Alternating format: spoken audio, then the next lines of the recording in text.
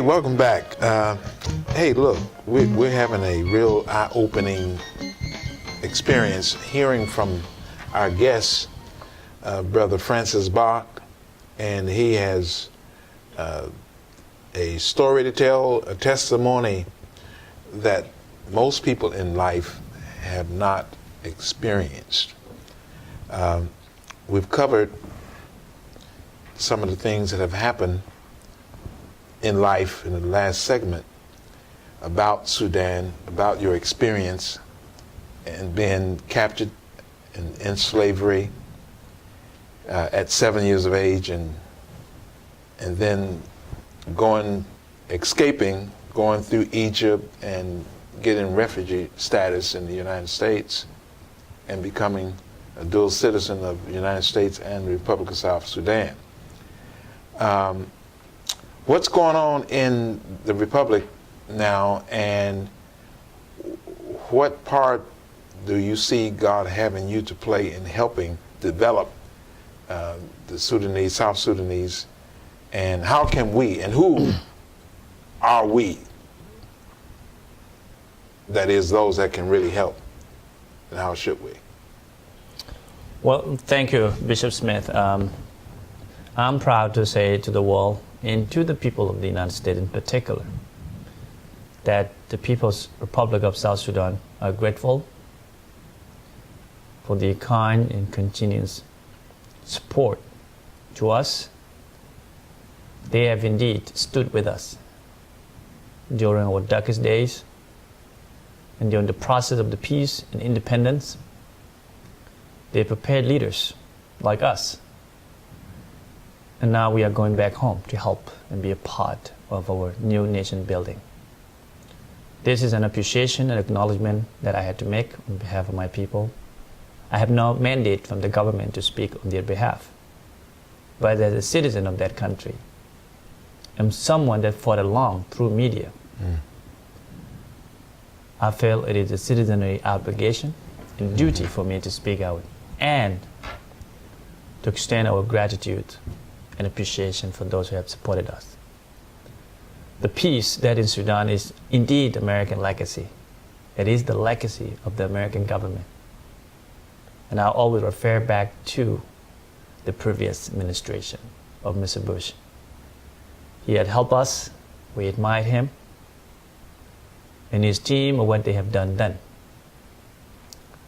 I hope he will one day manage to visit that country where he fought hard alongside with us. Those who can disagree with the President, George W. Bush, it is absolutely the liberty.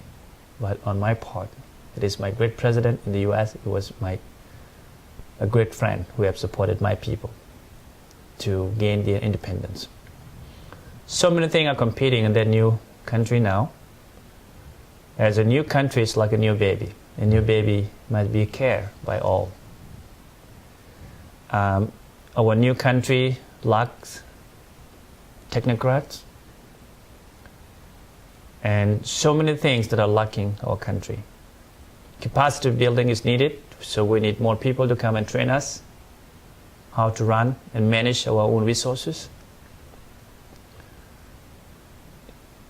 A lot of significant things that are needed. We have no roads, we have no hospitals, we have no good schools, clean water. These are priorities that are needed, and we are seeking and appealing to all our friends, those in the business sector,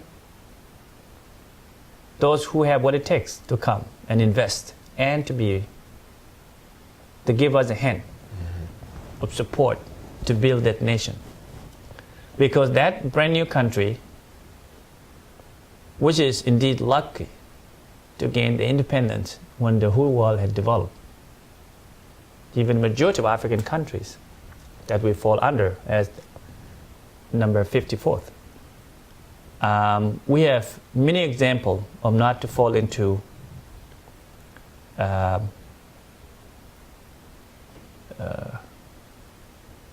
footsteps of those who did not do well when they gained the independence.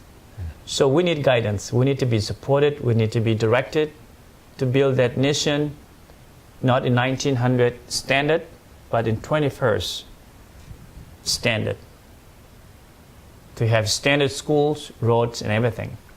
So I'm really appealing for those that could help us, from the government, and from all walk of life, to come and invest in South Sudan and support us in building roads.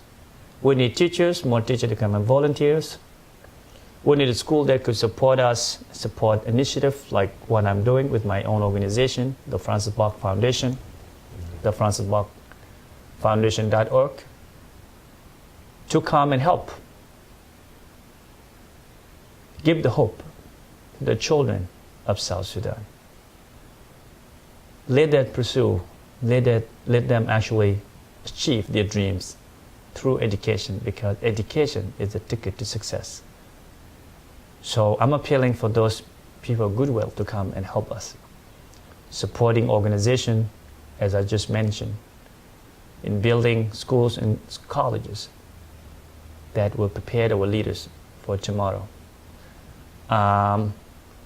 Yes, our government is still having a lot of challenges because we are still yet to leave the table of negotiation between the elite government in Khartoum, led by the NCP, National Congress Party, and our government in the south, led by the ruling party, SPLM, to fully negotiate all the outstanding issues, from border demarcations,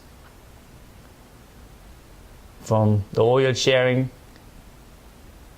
and from many of the things that, including Abyei, which is the region that the North is claiming to be part of their territory, one indeed is fall into our territory. To give people of Abyei region an opportunity to choose between remaining in the old Sudan or join the Republic of South Sudan. Indeed, they are South Sudanese. They are Ngok Dinka, the same tribe that I hail from. And also to give people of Nuba Mountain and Southern Blue Nile an opportunity for public consultation to choose between what country they should join, South Sudan Republic or the North. So we are still dealing with the most strictest and tightest government or group of people. So we need support. We need a strong leader in Washington. Strong leadership in Washington, strong leadership at the U.S. State Department that will help us lead through this negotiation to the peaceful, so that we be the peaceful neighbors with the Khartoum government. Like other neighbors that are neighboring us, Kenya and Uganda and Ethiopia and Eritrea and Congo.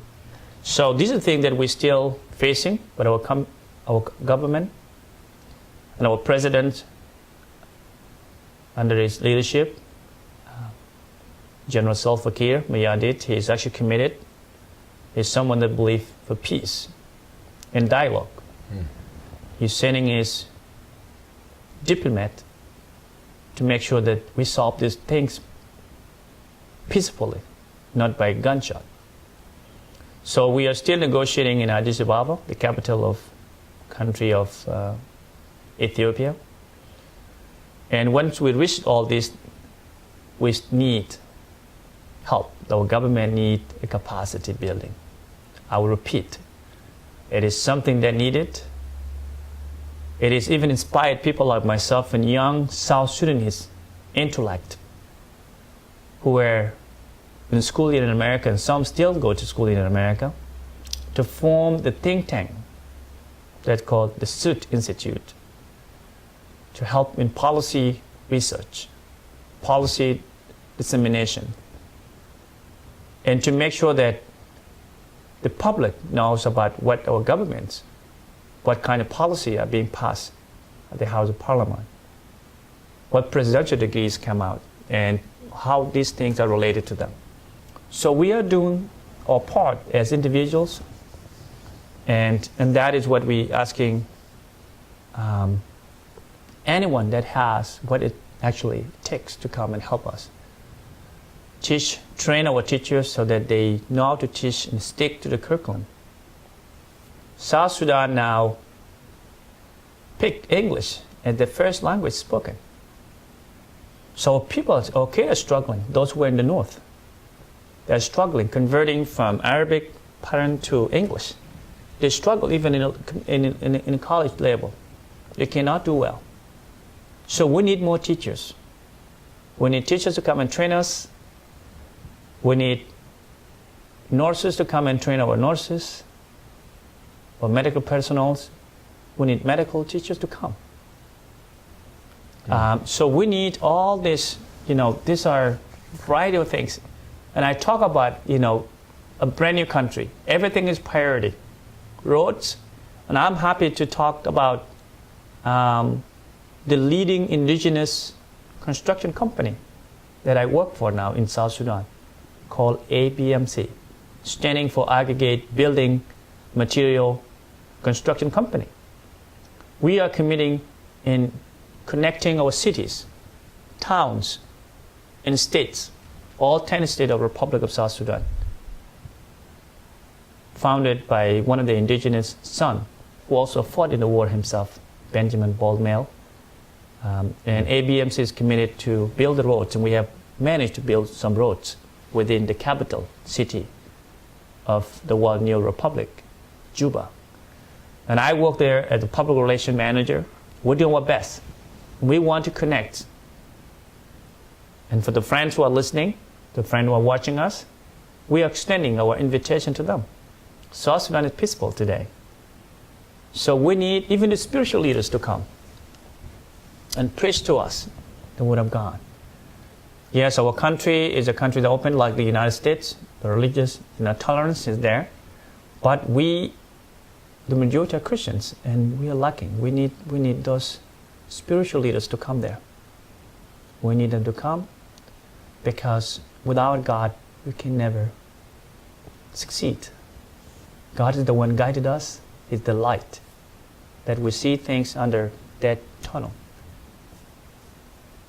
He's the one that touched our hearts. And it is an honor for me to speak on this short segment. And I appreciate you, Bishop Smith. And I appreciate the opportunity in this good city that has been given to me in the Little Rock, Arkansas. It's my first visit, but indeed it's fulfilled. It is a trip that I will always remember forever. So we look forward to working with you and receiving support, any kind of support, one of whom is what I just had, to speak out and to spread awareness about my new country. So again, I refer people, those who have support, to support the initiative that I'm doing in South Sudan, and that to help the Francis Bach Foundation advance its dream of which to help dig the boreholes, clean water wells for the kids in the village, and also school to run smoothly in the village. There's also a great other organization, the Valentino Deng Foundation. There's a distant cousin of mine who also built one of the best high school ever in the country, in Marial Bay. People could go to his website. I do not mind who to be supported, so long as bringing the happiness, and smile face to my people across the South Sudan. So, forgive my ignorance, but in the government, is it, and we only have a minute, is it the president or is it prime minister? It's the president. The president. Yes. And vice president. And vice president. And you have two houses. You have yes. Senate and representatives. Or? We have House of Representatives, as we say it here, which is Parliament. Okay. Yes, and judiciary. It's just a three branch: executive, judiciary, and legislation. Okay. Yes. And we need a visa as well as our passport, or we just need a passport. How do we get there? In this legal questions, we have our embassy here in Washington, D.C., okay, led by a great man, Dr. Jonah Cage. And of course, we have U.S. consular in South Sudan as well, led by a great leader, Susan Page. So this could be found out through, I don't know much of that question, but it could be actually asked through the embassy authority. And let's go to the Republic of South Sudan, my friends. Let's find out what's going on over there. Let's get involved. Let's do something. And especially preaching the gospel. We need to plan a crusade. We need to plan a crusade, and we need to get ready for that. That would be great. People are fired up. They're ready to do it. You got it. Got that? All right. Well, you'll have information on the screen. And give us a call. Write us, email us, do something, and let us know you want to help. You want to participate. You may even want to go with us. So, okay? All right. Dr. Francis Mark, it's been our pleasure having you in the Rock, Little Rock. Thank you very much. Amen. Thank you. All right. I really enjoyed my time. Hey, you heard it, friends. Hey, it's on. Till the next time, God bless.